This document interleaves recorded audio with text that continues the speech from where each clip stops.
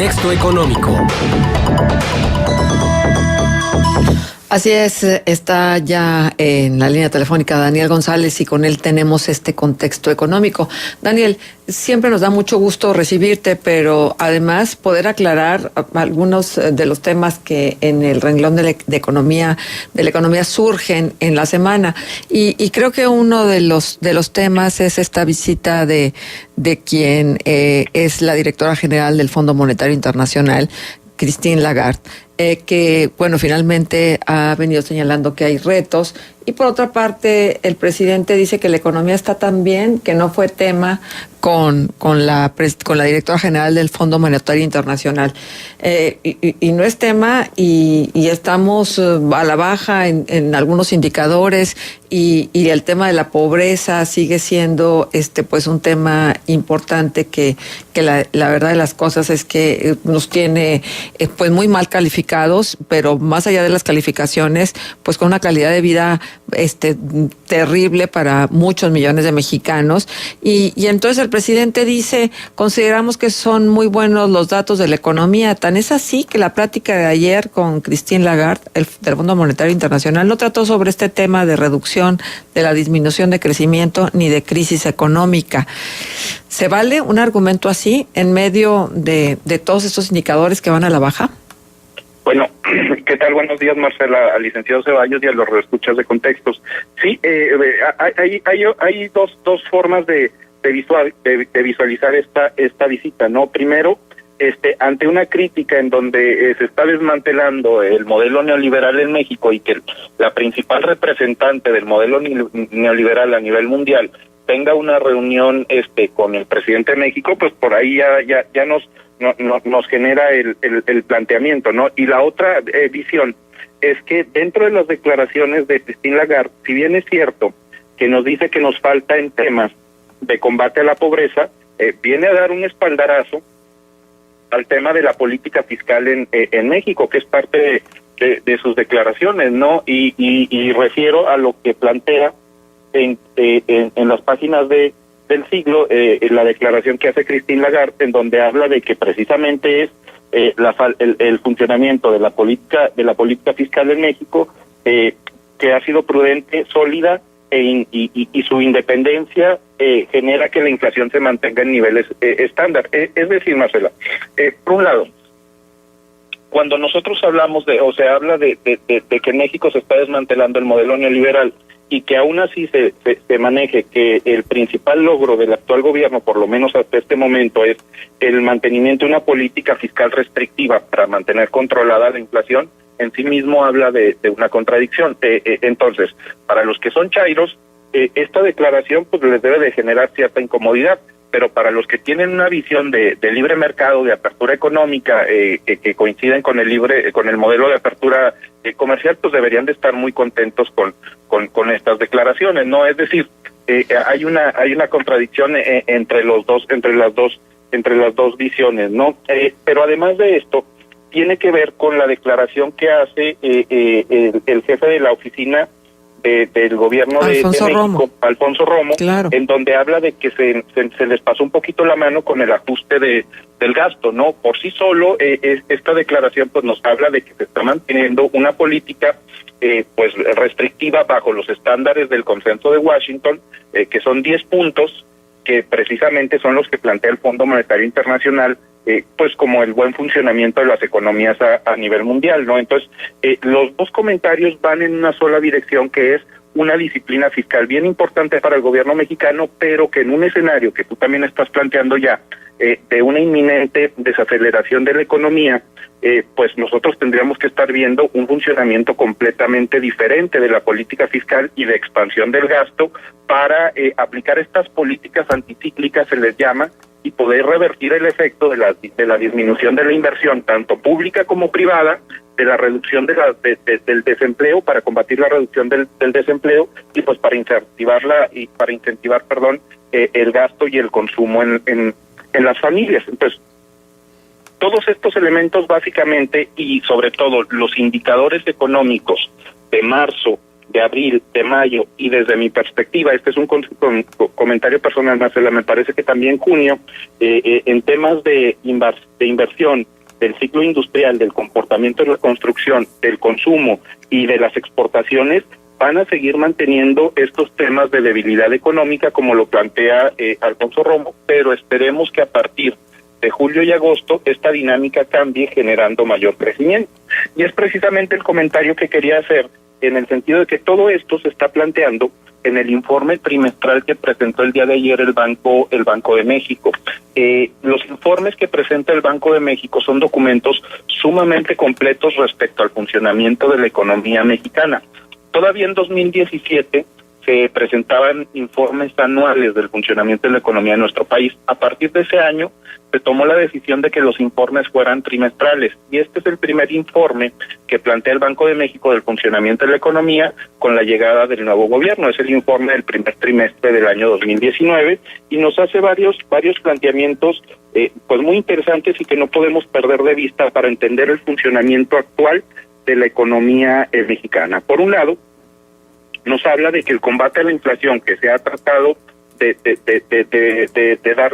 presentar desde el 2017 por parte del Banco de México y que ha impactado, por supuesto, en el incremento de las tasas de interés, y que este incremento de las tasas de interés hoy nos está afectando en las condiciones de consumo e inversión, parece que a partir de finales del 2019 esta inflación que está fuera de rango va a empezar a ceder, ¿no? Nos habla del comportamiento del tipo de cambio que ha estado estable durante este primer trimestre, pero nos plantea temas como el consumo privado y la reducción del dinamismo de la inversión, tanto pública como la inversión privada. Sobre todo en el tema de la construcción, que como sabemos es uno de los principales motores de la actividad económica en nuestro país, pero esto también, con comentario personal, me parece que tiene que ver con un factor fundamental, y que es la firma del Tratado de Estados Unidos, México y Canadá. Cuando nosotros veamos que en Estados Unidos se resuelva y se le dé para adelante este tratado, me parece que se generará la certidumbre tanto en los agentes económicos nacionales e internacionales para retomar la inversión y buscar que en nuestro país se retome el crecimiento. Que en este informe nos hablan de que la expectativa de crecimiento para este país se reduce entre el 0.8 y el 1.8, es decir, pasa de un promedio de una media de 1.6 que se esperaba para crecer este 2019 a una tasa de 1.3. Será muy difícil que podamos alcanzar esta tasa de crecimiento de 2%, por lo que pues no se cumplirá con el planteamiento que hacía la Presidencia de la República. Sin embargo, también el documento nos habla que para las condiciones del contexto internacional nos está yendo bien por una siguiente razón. Así lo plantea el documento, ¿no? Que, por ejemplo, hay una gráfica en este documento que es bien interesante. Quien se interese ver, está en la página de banxico.org.mx. En la página 20 nos habla del comportamiento de las exportaciones manufactureras de México. Las exportaciones de manufacturas en nuestro país han estado creciendo, sobre todo lo que mandamos a Estados Unidos. Y esto es resultado de un incremento del PIB en Estados Unidos en el primer trimestre del 3.2%. Pero en esa gráfica se muestra cómo las exportaciones de manufacturas en nuestro país con el resto del mundo empiezan a caer. Por un lado vemos cómo Estados Unidos y su política económica están generándole crecimiento, y de alguna manera México se ha visto beneficiado, sobre todo por esta nueva guerra fría entre China y Estados Unidos, pero el contexto internacional, el contexto mundial, es que se están reduciendo las exportaciones, se está reduciendo el consumo, y que las políticas económicas y monetarias están a la expectativa de la guerra entre China y Estados Unidos. Destaco, para mí, creo que vamos a empezar a ver el contexto ya no de una guerra comercial entre Estados Unidos y China, sino retomo el tema de guerra fría, en donde los actores no van a empezar con un conflicto netamente abierto en temas comerciales, pero van a estar dando algunos golpes en la mesa para tratar de ajustar fuerzas económicas. Entonces, me parece que este conflicto no va a ceder en los próximos años, pero tampoco va a generar ya los temores que veíamos a principios del 2019, a finales del 2018, sino que va a ser una relación entre China y Estados Unidos que vamos a tener que aprender a vivir con ella, tanto países en desarrollo como países emergentes. Uh-huh. De todo esto, que se genera una inestabilidad económica a nivel internacional, el principal beneficio es la cercanía que tiene la economía mexicana con Estados Unidos y que esto de alguna manera mantiene la tasa de crecimiento en México positiva, pero con expectativas negativas respecto al mercado interno. Sí. Oye, Daniel, en el análisis que se hace después de conocer las expectativas a la baja de Banxico, son los elementos de incertidumbre desde las disputas comerciales globales, en particular la de Estados Unidos con China, y el retraso de la calificación, de la ratificación del TEMEC, así como un deterioro en la calificación de la deuda de Pemex. Y ahí es tal vez donde valdría la pena que nos detuviéramos, porque que se observe un deterioro en la calificación de la deuda de Pemex que complique la situación financiera de la empresa o revisiones a la baja por parte de las agencias calificadoras en las notas crediticias de otras empresas productivas del Estado o en las del país, también afectaría entonces las posibilidades de un crecimiento o de un romper esta desaceleración que traemos en estos primeros meses del año y esta expectativa de poder recuperar pues un dinamismo en la economía que nos permita pensar que durante el segundo semestre podemos tener mejores resultados. Hay 4 elementos que plantea el documento, como tú bien lo dices, Marcela. Primero, esta relación entre Estados Unidos y China. Segundo, la ratificación del TEMEC en Estados Unidos. Eso ya no depende de nosotros. Hoy se daba la declaración de que se espera que se ratifique por parte del Senado mexicano. Eso me parece que no va a haber problema, pero sí que se acerque el tiempo electoral en Estados Unidos y el TEMEC se vaya a detener. Esto sí podría generar un efecto negativo en las expectativas de inversión por parte, sobre todo, del sector privado en la economía mexicana. El deterioro de la calificación de la deuda de Pemex me parece que es relevante, pero también el tema de la calificación que se le ponga a nuestro país como tal, ¿no? El impacto del funcionamiento de Pemex que incida en la calificación de nuestro país y que esto a su vez reduzca las expectativas para la atracción de inversión extranjera directa. Y el cuarto elemento tiene que ver con la incertidumbre a nivel interno, en donde se afecta la inversión y consumo, que como sabemos a principios del semestre, esta incertidumbre se generó por 3 factores, ¿no? Que son las huelgas de Tamaulipas, que tiene que ver con los paros de las líneas de ferrocarril en Michoacán, y el desabasto de gasolina. Que se puedan presentar fenómenos como estos al interior de la economía mexicana pueden seguir retrasando la expectativa de crecimiento para nuestro país. Pero retomando tu tema sobre la condición de la calificación de la deuda de Pemex, me parece que esto de alguna manera se trata de equilibrar con el programa de austeridad que se está implementando, que dice Alfonso Romo precisamente que se pasó un poquito la mano, ¿no? En ese sentido me parece que hay cierto margen de maniobra para permitir sacar recursos de la hacienda para poder invertir a Pemex, y me parece que eso es parte de lo que viene a hacer aquí Christine Lagarde, que es fundamental, ¿no? Pero rescatar a Pemex no es un riesgo. Realmente la empresa necesita ese rescate parte del gobierno, que le invierta más recurso público a una empresa ineficiente, corrupta y demás. Pues yo no sé, pero en ese sentido, entonces, ¿cómo justificaríamos la apertura la venta petrolera Pemex para que la vuelvan rentable sector privado, ¿no?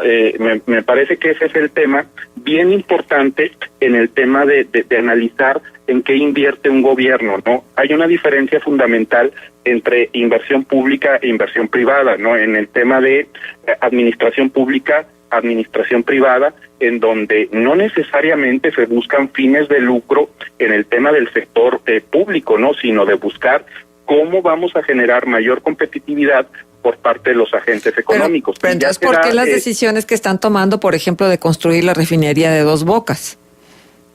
Porque entiendo yo que en parte lo que se busca es poder reducir los costos de los energéticos para buscar generar mayor competitividad en el país y buscar De otra manera, en el mediano plazo, porque también eso es cierto que en el corto plazo no lo vamos a poder ver, una reducción de los energéticos que controle los incrementos inflacionarios y genere mejores condiciones para el consumo del sector de los indígenas en este país. Pero a ver, si Alfonso Romo, porque tiene que ver con lo que tú nos estás diciendo, Daniel, si Alfonso Romo dice que se les pasó la mano, porque esa fue la frase que utilizó, ¿qué quiere decir? ¿Que no hubo un cálculo real de las decisiones que estaban tomando en el programa de austeridad?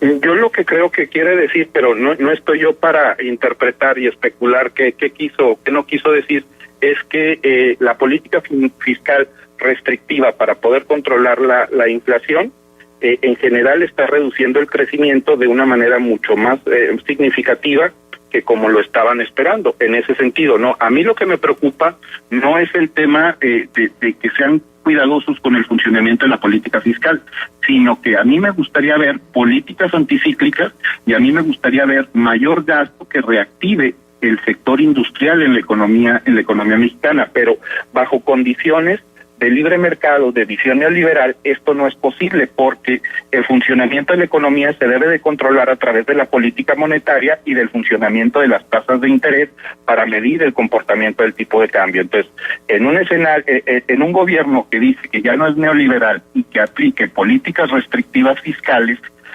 es donde está la contradicción. Entonces, a mí no me preocupa esa parte de que se gaste más para reactivar la economía, sino que se maneje un discurso de que no somos neoliberales y se siga manejando una política fiscal restrictiva. Uh-huh. Ahora, déjame preguntarte una cosa. ¿Va la economía rumbo a la estatización de la misma? Es decir, ¿podemos pensar que podamos llegar a un extremo donde el Estado sea el que produzca los bienes y servicios y que esté de la mano la economía con el proyecto político?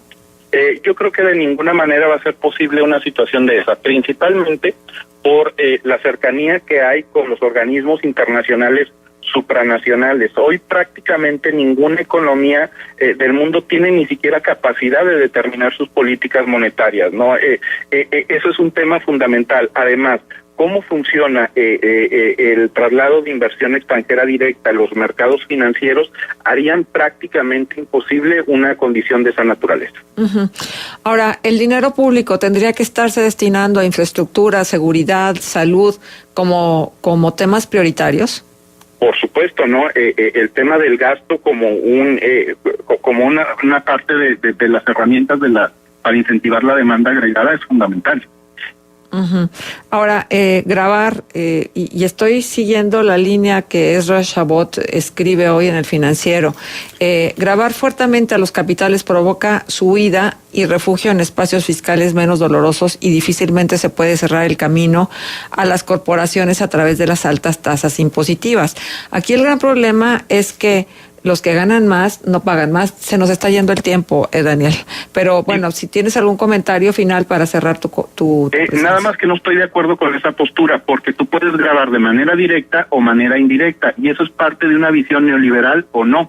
Entonces, tú vas a grabar o reducir los gravámenes a los capitales, a la inversión pública, a la inversión, privada, al sector empresarial, con una visión de apertura económica. Pero si buscas que sea una visión más de izquierda, tú tendrías que buscar tasas impositivas para que paguen los que más tienen. Muchas gracias, Daniel González. Hasta la próxima. Hasta luego. Gracias. Hasta luego.